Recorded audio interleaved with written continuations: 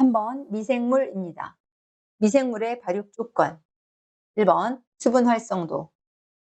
6가지가 나오게 되겠습니다. 수분 활성도, 쾌적 pH, 영양원, 그다음에 나머지 3개는 산소, 삼투압, 마지막으로 온도가 있습니다.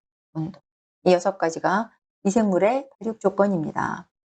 자, 첫 번째 수분 활성도, 워터 액티비티라고 해서 식품 내 수분 중에 자유수, 약한 결합수와 같이 미생물이 사용할 수 있는 물의 비율을 수분 활성도라고 합니다. 그래서 미생물별로 최저 생육이 가능한 수분 활성도가 여기 있죠. 세균은 0.95, 효모는 0.87, 곰팡이는 0.80입니다. 이 숫자까지 외워주시기 바랍니다. 최저 pH, 세균이나 효모, 곰팡이 각각 다릅니다. 세균은 pH 6.5에서 7.2 정도를 좋아하고 곰팡이나 효모는 그보다 낮은 약산성 4에서 6을 좋아합니다. 포도당 같은 탄소원이나 질소원, 무기염류, 비타민 B군을 얘네들은 영양원으로 영양제로 사용합니다. 이 4가지 군을 좋아합니다. 그 다음 산소. 어떤 아이는 산소가 있어야 좋고 어떤 애는 없어야 좋고 어떤 애는 있으면 더 좋고 있든 없든 상관이 없고 이런 아이들을 제가 편성호기, 편성혐기, 풍성호기, 풍성혐기 이렇게 써놨습니다. 이거 한번 읽어보시면 좋겠습니다. 그 다음에 삼투압. 농도가 다른 두 액체를 반투막으로 놓았을 때, 막아 놓았을 때 용질의 농도가 낮은 쪽에서 높은 쪽으로 용매가 옮겨가는 현상에 대한 압력을 우리가 삼투압이라고 한다. 자, 1번. 설탕, 식염에 의한 삼투압은 세균 증식에 영향을 끼친다. 네, 설탕이나 식염은 영향을 미친다. 일반 세균은 3%의 식염에서 얻게 됩니다. 소금을 싫어하죠. 소염 세균은 그런데 가능하다. 압력, 기압은 미생물 증식에 직접적으로 영향을 미치지 않는다. 이거 알고 가시고, 그 다음 온도. 보통 다 중온균이 많습니다. 대부분 중온균. 근데 특이하게 수중세균은 저온균, 낮은 온도를 좋아하고 또 고온균도 있습니다. 온천에 사는 세균들이 있을 수 있겠죠. 일반적으로는 대부분 다 중온균이다. 자, 미생물의 특징 보시죠. 미생물의 특징에는 미생물은 단세포나 균사로 이루어져 있고 식품 제조 가공에 유익하게 이용되기도 하고 또는 유해하게 식중독과 전염병의 원인이 되기도 합니다. 잘 쓰면 약이고 잘못 쓰면 독이다. 이런 얘기죠. 세균의 형태는 구균이냐, 간균이냐, 나선균이냐 이렇게 우리가 나누는데 동그라냐, 막대 모양이냐, 나선이냐, S자형을 가졌느냐. 자, 우리 했었죠. S자 모양 갖고 있다. 결핵균은 막대균이다. 뭐 이렇게 모양 형태별로 한번 제가 써봤고 그 다음에 진균, 곰팡이의 특징 한번 써봤습니다. 요거 요즘은 곰팡이가 또 시험에 잘 나오는 편입니다. 원인균은 공유에 많다고 제가 아까 말씀드렸죠. 공유에 많고 호기성, 산소를 좋아한다 그랬고 그다음에 체외로 독소를 분비시켜 질병을 유발하고 간장, 아즙, 과일 등의 부패를 유발하고 고농도의 당, 식염을 함유한 탄수화물 식품에 특히 탄수화물 식품에 잘 번식하고 수분 10% 건조식품에도 번식할 수 있습니다. 얘는 곰팡이는 그래요. 세균 발육이 잘 안 되는 곳에서도 곰팡이는 번식할 수 있다 그래요. 또 저온에서도 발육한다 그래요. 근데 이게 질병 치료에 또 이용되기도 하고 항생제에는 효과가 없다 했습니다. 여기 또 하나 참고난 왼쪽에 상단에 보시죠. 132페이지. 미생물을 크기별로 제가 표시해 놨습니다. 곰팡이가 제일 크고 효모, 세균, 미케차, 바이러스. 자, 이 순서도 외워주셨으면 좋겠습니다. 자, 세균류와 진균류의 종류에 대해서 여러분들에게 그냥 참고하시라고 제가 좀 자세하게 써드렸는데 너무 어려우실 것 같아서 아주 간단하게만 제가 설명드리겠습니다.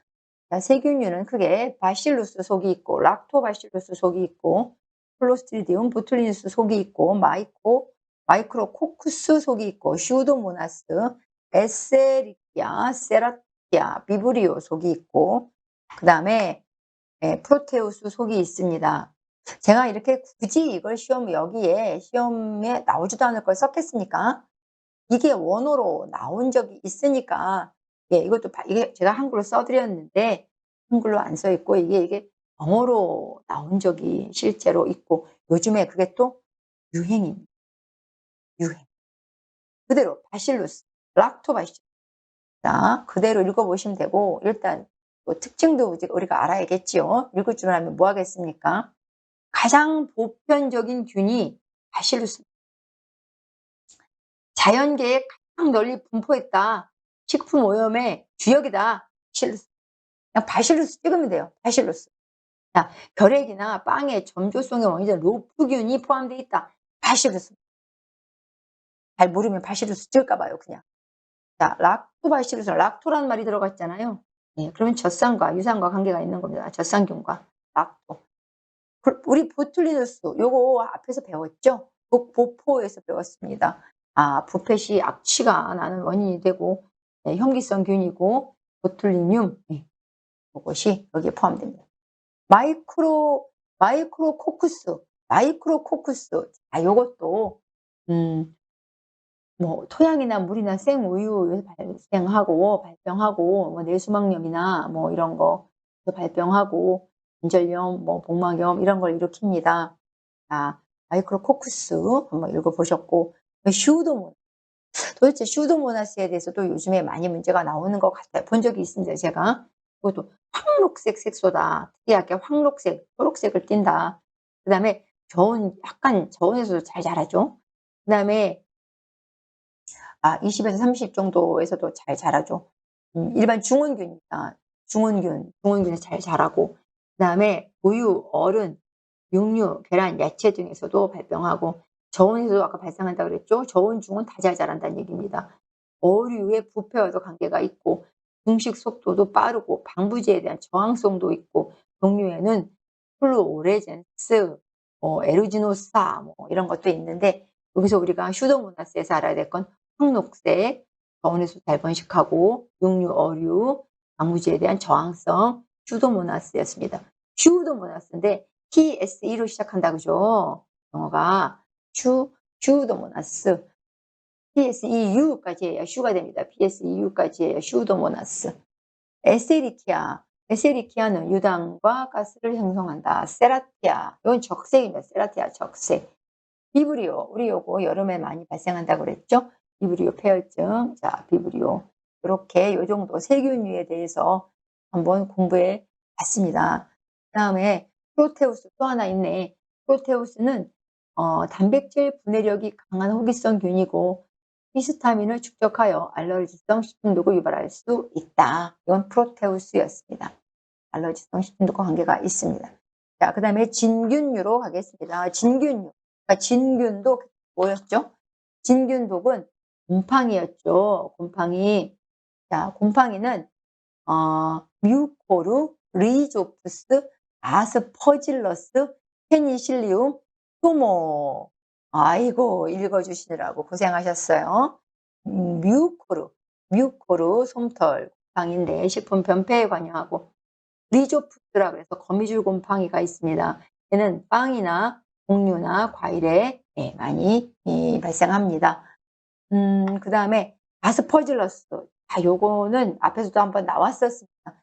가장 보편적인 거니까 우리가 알아야 됩니다. 아스퍼질러스, 누룩곰팡이, 술이나 간장, 된장 등에 발생합니다. 생육 조건은 25에서 30, 중원균이고 습도 좀 높은 편이고, 자, 요런 게 있습니다. 페니실리움, 푸른색 곰팡이. 페니실리움, 푸른색 곰팡이. 우리 요거 들어본 적이 있을 것 같은데, 요거는 항생 물질 제조에 사용할 수 있습니다. 유익하게도 사용하는 거죠. 유익한 균일 수 있습니다. 또 치즈를 숙성할 때도 우리가 사용할 수 있습니다.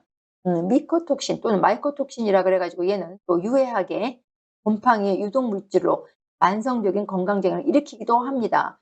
이 페니실리움, 푸른색 곰팡이는 유익하게도 사용될 수 있고 유해하게도 사용된다라는 걸 우리가 알 수 있겠죠. 자, 효모, 이스트지요. 요 이스트 우리 빵 만들 때 쓰는 거죠. 그죠? 이스트. 출합법으로 번식하고 최적 온도는 뭐 25, 30이고 그다음에 유익균이 많죠. 유익균. 그다음에 간장, 된장, 빵에 많이 이용되고 또 나왔다. 사카로미세스 세레비티에 요거 제가 한번 읽어 드렸었죠. 맥주도 알코올열입니다. 맥주도. 맥주, 포도주, 주류 제조에 많이 이용됩니다.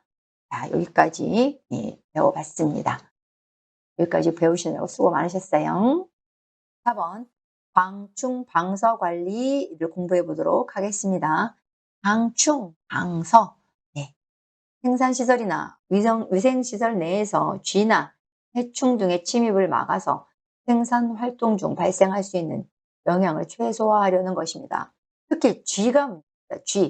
쥐로 인해 발생할 수 있는 질병인 유행성 출혈열, 렙토스피라, 쥐가무시, 패스트에 주의한다. 이거 여러분 외우셔야 돼요. 쥐 유래 패츠. 자, 유래 패츠.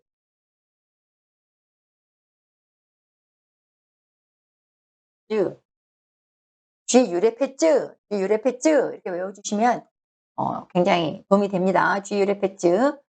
쥐로 인해 발생하는 질병들이었습니다. 자, 풀어보기 한번 보세요. 환경위생관리 방안 중 방역회사가 해충 방지를 위하여 구제 작업을 시행할 때 시행 횟수와 기록 보존 기간은 어떤 것이 맞냐? 이거 시험 문제의 기출문제입니다. 연 2회 1년간 기간 1년간 보관을 해야 합니다. 연 2회를 하시고 시행하시고 보관은 1년 동안 하셔야 됩니다. 자, 방충 방서의 방법 어떻게 하느냐? 뭐 작업장 주변에 음식물 폐기물이 방치되지 않도록 관리하시고 주기적으로 방역 작업하시고 해충이 번식하지 못하도록 하면 된다. 자, 작업장 주변의 조경은 나무와 잔디보다는 자갈을 깔고 쓰레기장, 오폐수 처리장, 하수구는 월 1회, 주 1회 주기적으로 소독한다. 방충 방서였습니다. 방충 방서 시설. 오히려 이쪽이 좀 시험에 나오는 편입니다. 여기서부터 여기까지. 자, 모든 물품은 바닥을 15cm, 벽을 15cm 떨어진 곳에 보관하세요. 제과제빵 공정 중 방충 방소용 금속망 이렇게 막 이렇게 된 거 이렇게 된 거 있잖아요. 이런 거. 이런 망은 30 메쉬가 요 안에 들어있는 요 구멍 개수를 얘기하는 건데 30 메쉬가 적당하다.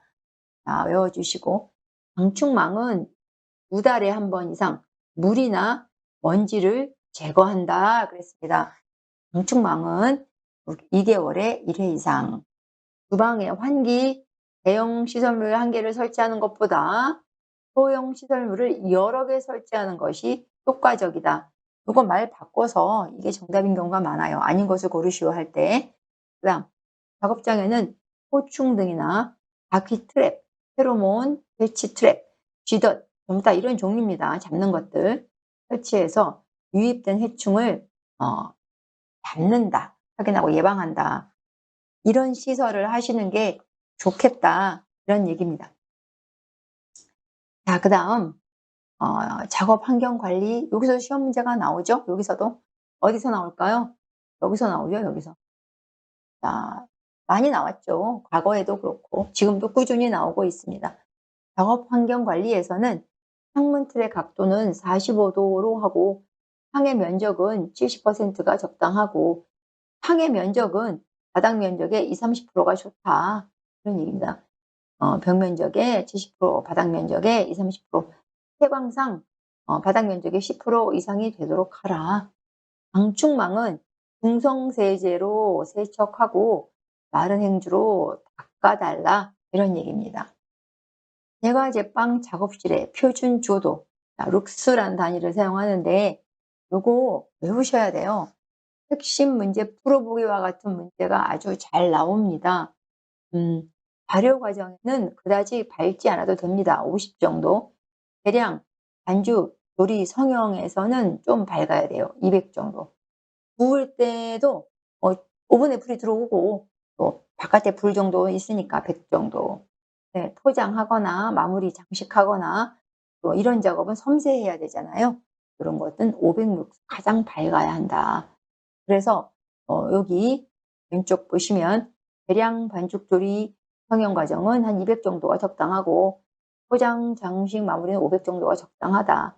시험 문제에서는 다음 중 가장 밝아야 하는 작업은 어느 공정이 좋으냐, 어느 공정이냐, 가장 밝아야 될 작업 공정이 어디냐. 예를 들어서 붓기 공정의 조도가 몇이냐, 뭐 요런 거, 작업장의 조도가 어디가 적당하냐, 뭐 요런 거, 요런 시험 문제가 나올 만하죠. 그러나 숫자가 있는 곳은 나올 만하다. 이렇게 공부했습니다.